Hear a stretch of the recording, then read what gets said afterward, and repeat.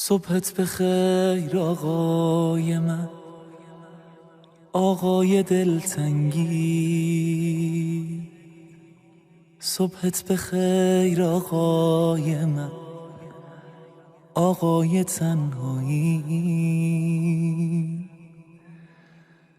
من دور افتادم ازت اما تو نزدیکی. امروزمو با تو شروع کردم که اینجایی.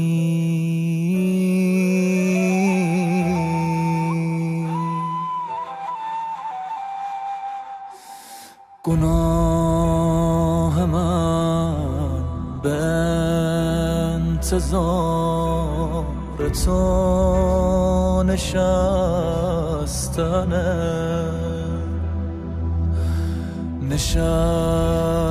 عاشقی. گناه عشق رفتنه.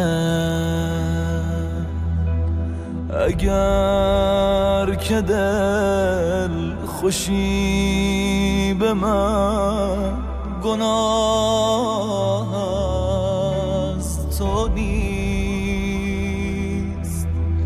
اگر که خیس چشم تو گناه منه. اللهم ارن طلعت الرشیده.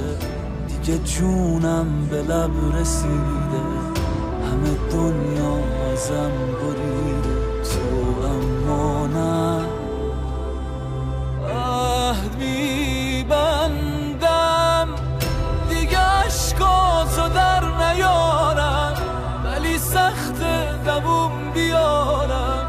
توی عشق تو کم میذارم، تو اما نه.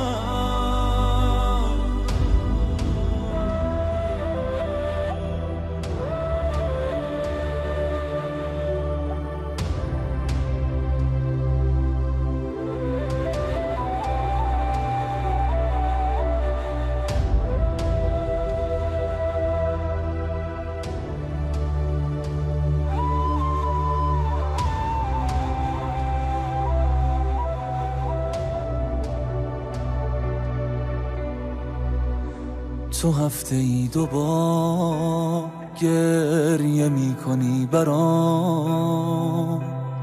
تو هفته ای 2 بار توبه می کنی به جان. تو منتظر تر از منی تموم شه غیبتم. دروغ میگم عاشقم، ولی بذار بیام. خدا کنه بهم نگی تموم فرصته. دعا بکن که خوب بشم آقا به حرمتت. یه کاری کن که من نشم دلیل گریه هات. یه کاری کن نشم دلیل طول غیبتت.